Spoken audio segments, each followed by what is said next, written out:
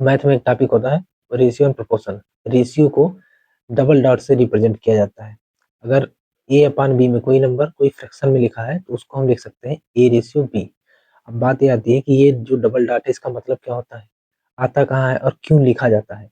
तो कोई भी दो नंबर अगर रेशियो के फॉर्म में लिखा है तो इसका मतलब होता है कि इनके बीच से कॉमन नंबर निकल गया है, इसीलिए ये रेशियो में आ गए हैं। जैसे फॉर एग्जांपल जैसे 300 है, 400 है।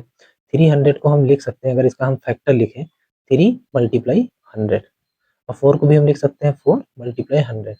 अब इन दोनों में कॉमन है 100, तो 100 को हम बाहर निकाल देते हैं। बचा क्या है, 3 बचा है, यहाँ 4 बचा है। तो ये 3 और 4 हमेशा रेशियो में आ जाएंगे।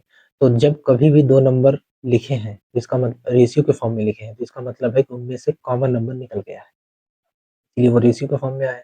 अब रेशियो के फॉर्म में आए,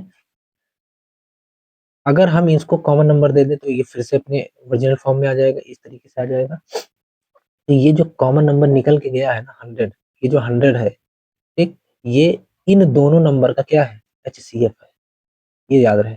अगर हम एचसीएफ में ये जो एचसीएफ दिया है ना 100 में, इन दोनों का आपस में मल्टीप्लाई करें और एचसीएफ का मल्टीप्लाई कर दें, मतलब 3 मल्टीप्लाई 4 और मल्टीप्लाई एचसीएफ यानी 100, तो हमारा एलसीएम आ जाता है। तो हमको एलसीएम पता चल जाता है कि एलसीएम है। अब यहाँ रेशियो की हम बात कर रहे हैं, रेशियो की, तो रेशियो कभी भी फ्रैक्शन में नहीं हो सकता। जैसे फ्रैक्शन में नहीं हो सकता रेशियो, जैसे अगर लिखा हो 1/4 रेशियो 1/3, तो ये गलत है। इसको हमेशा सिंपलेस्ट फॉर्म में लिखा जाता है। सिंपल मतलब इसको हम क्रॉस मल्टीप्लाई कर देंगे, 3 का 1 में 3, 4 का 1 में 4, तो 3/4 हो जाएगा। अब रेशियो डेसिमल में नहीं हो सकता, रेशियो जो है डेसिमल के फॉर्म में नहीं हो सकता। जैसे अगर लिखा हो 2/5, 2.5 रेशियो 3 ऐसे लिखा हो, तो इसको हम हटाएंगे। देखो रेशियो का मतलब होता है ए अपान बी, जैसे इसका मतलब है कि 2.5/3। तो इसको डेसिमल हटाने के लिए हमको पता है कि ऊपर 10 से मल्टीप्लाई करेंगे, एक नंबर के बाद डेसिमल है तो नीचे भी 10 से मल्टीप्लाई करेंगे, तो ये हो जाएगा 25 ऊपर 0 अपान में 30।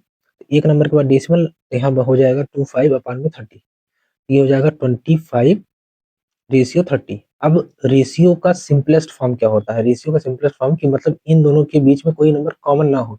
अब यहाँ देखो 25 है, ये 30 है, इन दोनों के बीच में कॉमन है क्या, 5। 5 कॉमन है तो इसको हम कैंसिल करेंगे। पहले 5 से करेंगे 5 5 जा, 5 से करेंगे 6, तो 5/6, यानी ये जो नंबर था इसको हम ऐसे लिखेंगे, ये सिंपलेस्ट फॉर्म है इसका। ठीक है, तो रेशियो डेसिमल में नहीं हो सकता।